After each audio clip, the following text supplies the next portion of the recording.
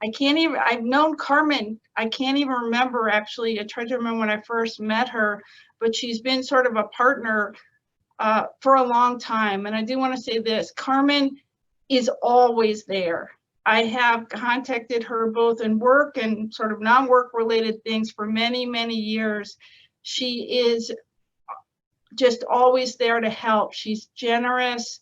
She's intelligent. She's a wonderful lawyer. And for the rest of us lawyers, we know that sometimes people are not always so complimentary to lawyers, but she is fantastic and truly, truly an asset to this field and truly understands what is needed both legally and emotionally for people to address intimate partner violence. So I will hopefully get the title correct. I'm going to introduce Jimena Vasquez, Directing Attorney at the LA Center for Law and Justice, to present the award.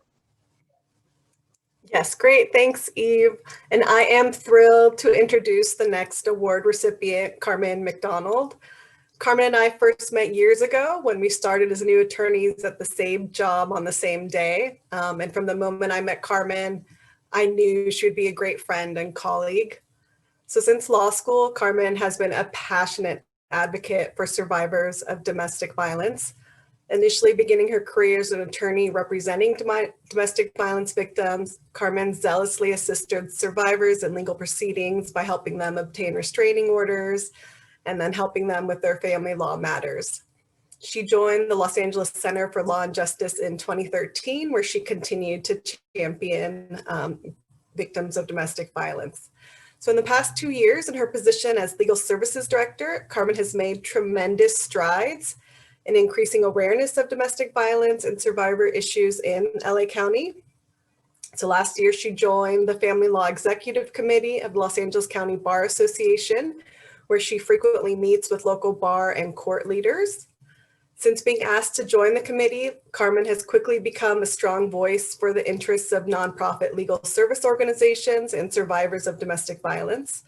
She's educating section members on important domestic violence work and improving family law standards of practice to improve outcomes for survivors.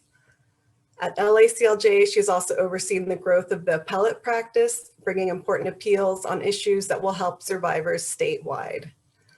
I am excited to recognize Carmen today for all her outstanding work, going above and beyond and dedicating her entire career and personal mission to serving survivors of domestic violence. So on behalf of everyone at LACLJ, congratulations, Carmen. Thank you. I am speechless, and those of you that know me know that doesn't happen. I'm really excited because I see my son and my mom on. I'm going out of order a little bit, but my daughter's also on, I think. There's some things to be grateful for with COVID, and my parents live in Florida, and I haven't been able to visit them. And so I'm glad they're here. And all of you, I did prepare something. I didn't think I'd get emotional, but I guess, as I've said, it's easier to advocate for others than to have the attention on yourself. I am so humbled. I thank you so much to the Domestic Violence Council and the Domestic Violence Alliance. I'm so proud to be part of this amazing group of honorees and past honorees. Definitely in memory of Kendall, but also I'm joined on here by my colleague Diane, who received this award a few years back. It's fitting that I'm here on Zoom because my family gets to be here. We did say, are we going to show the award so they can see it? Although I don't know what the virtual background, but it's beautiful. To be nominated by my colleagues who fight alongside me every day means the world to me. I have been part of the Domestic Violence Council, you're right, Eve, I think since 2005. And I remember being in a dreary, crowded room with all of you and seeing the transition of the Domestic Violence Council becoming part of the Department of Public Health and really being elevated. Survivors are so lucky that Los Angeles has such coordinated services and resources. I've tried to do the same thing for LACLJ. A few years ago, we changed our mission to secure justice for survivors of domestic violence. And that is what we want to do. We want to make sure every survivor has an attorney alongside them in their battle, whether it's in family court or with immigration. It feels particularly full circle to receive the Betty Fisher Award. I did my 40-hour training back in 2005 at Haven Hills.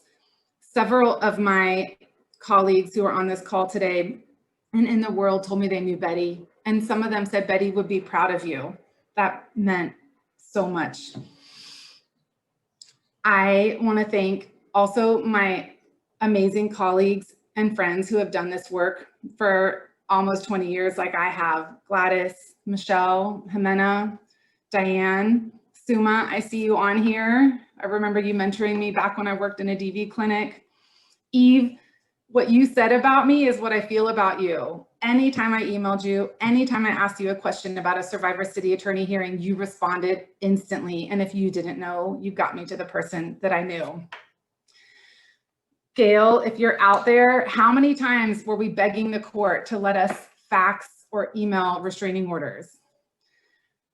To the legal services team, my team specifically, Annabelle, Teresa, Paxelli, Jimena, Michelle, Amira, Natalie, I could not lead the team without your leadership. And to all of you that are going to court and fighting every day, I'm so happy to be able to work to support the work that you do so that you're available to help survivors. I am advocating with the bar at every moment not to forget about legal aid and the legal services community. We have been part of the Family Law Coalition forever, back when I think Anna Story was running it at LACLJ. And we, being part of the bar, active in the bar, I remind them every day to bring us to the table, that we're in court every day and we know what's happening, and to make sure that legal aid lawyers are getting the continuing legal education and are at the table meeting with the judges and meeting with the court. So I know you're going to turn my mic off if I speak too long, but just Aunt Susan, if you're still on, my board member, Robert, my kids, my dearest friends, Veronica and Regina, thank you for taking your time to call in and for sharing this with me. To everyone else who's there for me every day, thank you for doing this critical life-saving work. This is all we want for survivors. And I agree, Elizabeth, go vote.